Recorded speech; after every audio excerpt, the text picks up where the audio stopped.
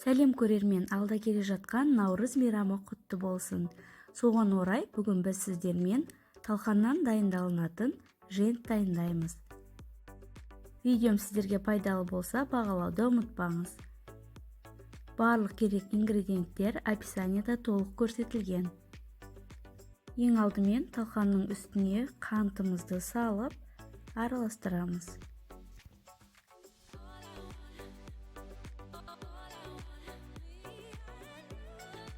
Одан кейін бөлме температурасындағы сары майды да қосып, барлығын бір келкі қылып араластырып аламыз.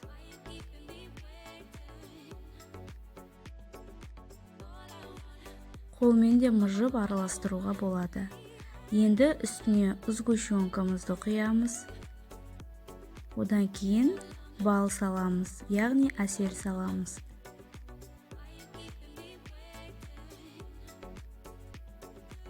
Сүтімізді құйып, барлығын біріккенше араластырамыз.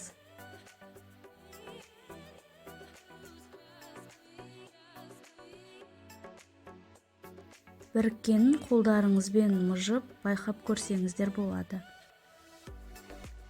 Жентті кез келген формада жасауға болады, үйіңіздегі бар форманы пайдаланыңыз. Формалардың ішіне жентімізді салып, қатты нығыздаймыз.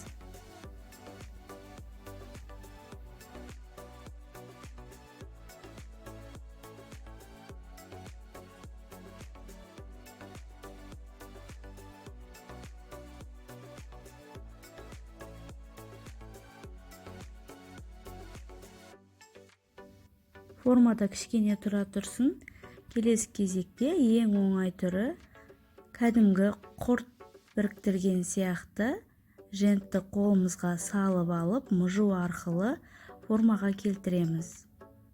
Негізі қандай формада, қандай пішінде жасасаңыз да, ол өз еріктеріңізде.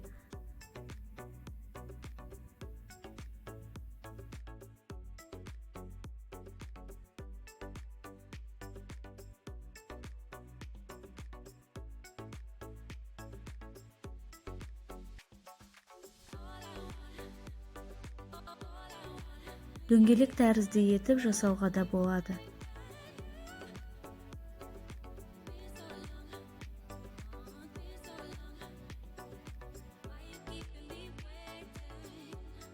Женттің жасалу жолы өте оңай, және ол дастарханға десерт ретінде ұсынылады. Дәмі өте керемет, шаймен ішкенге де өте жақсы кетеді.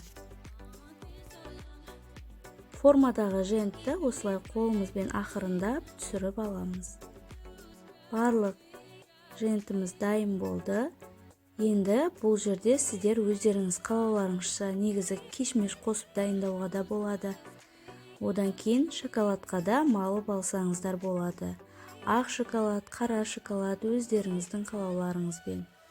Шоколадты осылай батырып, осы вилканың көмегімен шығарып аламыз.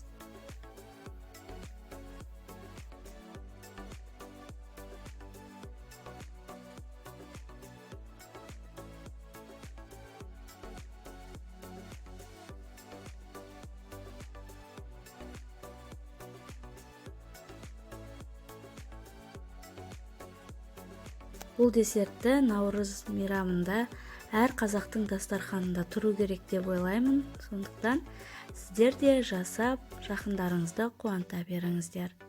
Алдағы уақытта қандай да бір рецепт қаласаңыз, комментарийға жазып кетіңіз. Міндетті түрде сіздермен жасап көретін боламыз.